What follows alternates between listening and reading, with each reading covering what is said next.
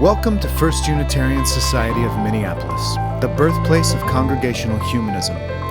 We carry on that tradition of free thought today, dedicated to promoting a free search for truth, meaning, and justice. Our web address is firstunitarian.org. Thank you for joining us.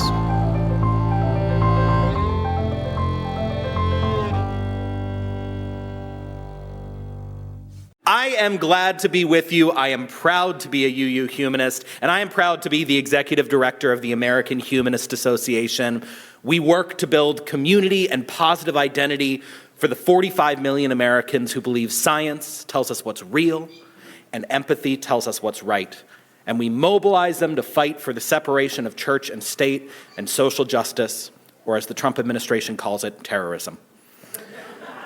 This is the culmination of a childhood dream. I was an argumentative kid, and so I always hoped one day I would grow up to run the American Association of People Who Agree with Me. That's a joke, because humanists, can you imagine humanists agreeing on anything? Has anyone heard the joke, 2 Jews, 3 opinions? For humanists, it's 2 humanists, 4.5 opinions, and an epistemological debate about whether you can have half an opinion. My fiance taught me that joke. She's a secular Jew. When a Unitarian humanist marries a secular Jew, we call that an interfaithless marriage. She loves our UU church in Annapolis, but she sometimes refers to us as the island of misfit goys. But she's fallen for the beautiful intersection of Unitarian Universalism and humanism for the same reason that I do. Humanism calls us to replace dogma with inquiry, tradition with progress, and devotion to abstractions with devotion to people. And Unitarian Universalism calls us to greet the world with radical, embodied love. And UU humanists know that our commitments to reason and love, to the self-determination of the individual, and the covenants we make with our communities are not contradictions, but cousins. They strengthen each other. When drawn together and seen through, they instill in all of us a deep commitment to human dignity and fighting for change. We would not be who we are without each other, and neither tradition will grow and flourish to its fullest extent unless we do it in partnership. I come to you today with a question. What does it mean to be a religion of democracy? What does it mean to be a religion of democracy in a time of authoritarianism? As many of you may know, John Dietrich, the former minister of this church, founded the American Humanist Association. But he didn't do it alone. He did it with his friend Curtis Reese, a Unitarian minister from Des Moines, Iowa. And Reese, at the time, was calling humanism the religion of democracy to his flock. Reese said, the theocratic view of the world order is autocratic, and the humanistic view is democratic. And we hold that this is our world, and it depends on us what the world order should be like. Dietrich and Reese had a debate about what to call their new invention, the idea of a religion without revelation, a moral community organized around worship, not of something outside of ourselves, but our common humanity. And Dietrich convinced Reese to call it humanism. Sometimes I wish Reese had won the debate. The religion of democracy is a wonderful thing to call humanism, an excellent way to define what we believe in for a tradition that's too often defines itself by what we don't. We believe in something beautiful and something real. We believe in each other. We don't believe morality or truth have supernatural explanations, which means those explanations come from us. When we say science tells us what's real and empathy tells us what's right, it's not because science is self-evidently correct or even that empathy always leads us in the right direction, but because we know there is nothing more beautiful, more powerful, more useful, more effective, more sacred than people coming together and working together to seek truth and work for justice. As Dietrich said, as minister of this church, if we have values, they are human values. If we have purpose, it is human purpose. If we have ends, they are human ends. Some people ask me if humanists reject the existence of a supreme being, and I say, oh, it's worse than that. We reject the concept of a supreme being. We reject any theory of power, of righteousness, of dignity that does not believe it is the equal inheritance of every one of our neighbors.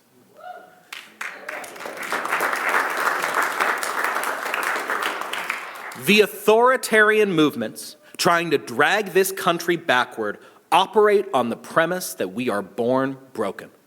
They believe we are unworthy, depraved, in need of redemption from an outside authority. They teach us from birth that we cannot trust ourselves, that our nature is corrupt, and that our only hope lies in submission. And humanism offers a different story. It asserts that we are born with inherent dignity and nearly limitless potential. It asserts that we are good by nature. It asserts that morality is not something that is handed down from on high, but is something we forge in ourselves through human experience and relationship. Because while others will tell us it is a sin to seek knowledge and want freedom, that such things are a path to moral decay and societal destruction, we believe that giving people the tools to wonder and create and discover and question, to live lives on their terms and seek their own answers to their own questions, is what allows us to build resilient societies. We believe in humanity and its potential because we are the only thing that is coming to save us. And here to me is the part that is perhaps most important. In a time where we feel more isolated from each other than ever before, in an age of skyrocketing anxiety and depression, at a moment where too many of us feel that our worth is conditional. We offer an antidote to the religious right's most dangerous lie. Look, I find a lot of the Bible difficult to believe. For starters, I don't know any guy my age with 12 friends. But the part... Can you imagine trying to organize that dinner party? My camel won't start. Anyway. But the part I consider not only to be the most incorrect, but the most dangerous and destructive is the concept of original sin. The idea that people can be born inherently broken and earn worthiness through submission. The idea that people are naturally wicked, that we are risks to be managed and controlled, scrutinized and purged by force if necessary. That the path to a better world comes from suppression, by condemning the way some of our neighbors are born to live and born to love, by constantly looking at humanity through a deficit lens, seeing ourselves as failures waiting to happen. I find that not just wrong, but deeply profane. And again, it was humanists who realized and proved that this was not the way to a better world. It was the humanistic psychologists like Carl Rogers and Abraham Maslow, who created client-centered psychology and the hierarchy of needs, who realized that we cannot grow from shame, that improving ourselves and improving the world comes from adopting a hopeful ideal of who we want to become and challenging ourselves to achieve it, by seeing ourselves not as broken, or inherently and unchangeably flawed, but as reservoirs of potential and wisdom and heroism and kindness if we work to make it so. Humanists believe in the inherent wholeness, not the inherent brokenness of the individual. And we believe this not because it is an ideal, but because we have found consistently and comprehensively through evidence, we love evidence, that when we understand and treat people in this way, as capable and competent and worthy, that is when they become their healthiest and most productive selves and contribute to a better world. This distinction matters because your view of humanity determines your politics. If you believe people are inherently broken, you build systems of control and domination. You build hierarchies where the righteous control the wicked. But if you believe people are inherently valuable and capable, you build systems of liberation. You build public schools. You build democracy. Belief systems are about more than who made the world and what happens after we die. Belief systems are about more than who made the world and what happens after we die. They're theories about where morality lives, where power belongs, and where truth resides. We have a cynic in the White House who invokes the language of God because he reveres not Jesus but power. And the language of God has been used again and again and again by corrupt and incompetent authoritarian hacks like him, because it is the best way to tell people that truth and power and morality does not rightfully reside with all of us equally, but somewhere else. And when you ask humanists where morality lives, where power belongs, where truth resides, the answer is always in all of us. We believe the higher power we are searching for is our common humanity. And that brings me to the future of our movement. We are in a dark moment in the American story. 250 years ago, when Thomas Paine wrote, "These are the times that try men's souls," he was talking about tyranny and the psychological wound of knowing that you are living with something less than liberty. Our country has been hijacked by an unholy alliance of billionaires, bishops, and bigots, what I call the axis of nonsense. The billionaires, the Elon Musks of the world, tell us that empathy is a weakness. Musk actually went on a podcast and said the fundamental weakness of Western civilization is empathy. They want us to believe that caring for one another is what's killing us. They talk about suicidal empathy because they want us to fall into suicidal apathy. The bishops, the religious right, are telling us that freedom is dangerous. They tell us that our bodies are not our own, that our love is a sin, that our desire for knowledge is an affront to God. They tell us the lie that we're broken and can only become worthy and whole by bending our knee in their direction. And the bigots traffic in the cheap and addictive drug of resentment. They tell young men specifically that their path to feeling strong is to make someone else feel weak. They feed them the illusion that you can become powerful through hate and discrimination, that imagining yourself at the top of a made-up hierarchy will give you that sense of purpose and control you're searching for. The billionaires and the bishops are working together to run our government because they have a shared goal. Think about it. Why is Elon Musk talking about God? Why is Elon Musk talking about God? The idea of secular law is the idea that there is no authority that can supersede democracy. And that is very inconvenient for the billionaire class because there are fewer of them than us. When the law is God, the law belongs to the people. But when God is the law belongs to the powerful. The bishops have always wanted a world where secular law is optional so they can have the power to force us all to organize our lives around their beliefs. And the billionaires have realized this is a good outcome for them too, because when the law is optional, that means the laws that protect workers and consumers and the environment are optional. And if all they have to do is fake a little piety to get it, they'll do it. They've done worse. And where are the bigots in all of this? The bigots are on the streets of Minneapolis right now, masked and armed, empowered to test out their most violent impulses as the enforcers of this new regime. Every theocracy has always had its inquisitors. They murdered Renee Nicole Good to send us a message. They believe this is their America, their white Christian America. They believe their wealth or their worship or their whiteness gives them a divine right to rule. And they know they cannot take it from us without making us fear their brutality and hoping that we turn away from one another in terror, because they know that when we discover solidarity, it is over for them. Because it's not their America. It's ours. And it always has been. America, yes.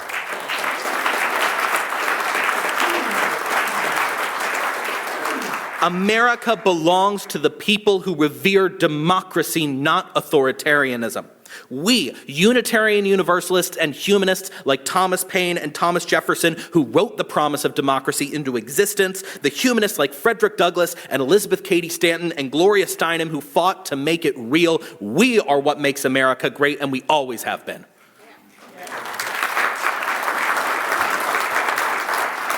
Humanists fought for this democracy. We won it and we improved it, and we will not lose it to a bankrupt game show host, his fawning sycophant sidekick who is so emasculated in his quest for power that he lets racists degrade his wife and asks for more, and a billionaire man-baby who makes dumbass exploding trucks. We have an important role to play in this national moment, and no one is going to play it better than us. We are here because we carry in our hearts the same extinguishable reverence for democracy that the religious right does for power and control. And we have the benefit of being right about what makes for fulfilled lives and free societies. We talk as Unitarian Universalists about the fire of commitment. As a lifelong UU, I have never seen us lack commitment. This needs to be the year we find our fire. Thomas Paine reminded us that we have it in our power to begin the world over again. So what will you do? The coming moment is going to require us to make sacrifices. We don't make sacrifices for a false promise of heaven. We make them for each other. We make them because as humanists, we know that if no one is coming to save us, then we are the ones who must come to save ourselves. If you are waiting for a sign to act now, to do more, consider this your sign. I come not from the heavens, but from Washington, D.C. to tell you that we have a chance, but we have to take it. Get your whistles, protect your neighbors, be in the streets if you can, and fund the people in the streets if you can't. If you are thinking about making a gift to a pro-democracy organization in your will, give it now. You know what they say, you can't take it with you when the regime seizes your assets for subversive activity. We are not a people known for our urgency, but we have to find it. And we have to do the hard work of solidarity. We have to remember that the conflict in this country is not between the people who believe in God and the people who don't, but between the people who believe this country belongs to all of us and the people who believe it belongs to only them. If we hold each other at arm's length, they will break us apart. They try to divide us because they know that solidarity is the only thing that can overcome them. John Dietrich once said, the humanist is not much interested in the God idea, except that he considers it a detriment wherever and whenever it has diverted man's thought and effort from the real tasks that lie about him. We often direct that statement outward. The truth is it runs both ways. We have to remember that at our worst, we as humanists can distract ourselves with myopia about reacting against theism, and let it distract us from building solidarity with theists who are ready to be our partners in what not just Dietrich but every humanist tells us are the most important fights of all. The axis of nonsense thrives on our cynicism and fear. They work their hardest to pit us against each other. They calibrate the technologies they own to push us further apart, to make us feel that we are alone and helpless. We're not alone, and we're not helpless. We are the moral descendants of the humanists that cast down a king, who fought to abolish slavery, who established Planned Parenthood and the ACLU and planned the March on Washington, who fought at every turn to make this country freer and fairer and one. We are the higher power we've been searching for. It is us. It is the teachers staying late to make sure a kid feels seen. It is the nurses holding the hands of the dying. It is the organizers knocking on doors in the rain. It is the protesters putting their bodies on the line to resist a fascist occupying force and protect their neighbors. It is the people in this room gathering on a Sunday morning not because we fear hell, but because we believe in the heaven we can create here on earth. The story of America is still being written. It is a grand, sprawling, and unfinished story of progress. And the only thing that has ever made this country great is the courage of those who refuse to stand still. Frederick Douglass once said, in the struggle for justice, the only reward is the opportunity to be in the struggle. And I hope you're coming to an idea of how today, this week, in this critical time in this city, in our country, you can deepen your involvement in the struggle. We will not be moved by fear. We will not be silenced by dogma. We will not be divided by the cheap tricks of the billionaires, the bishops, and the bigots. They have no loyalty to the American ideal. They revere power, money, racial supremacy, and moral superiority. And we who believe in humanism, in Reese and Dietrich's dream of a religion organized around worshiping not something outside ourselves but our human community, in our reverence for democracy, we honor our country and we honor each other. As for me and my house, we will serve humanity and we will serve America. Thank you.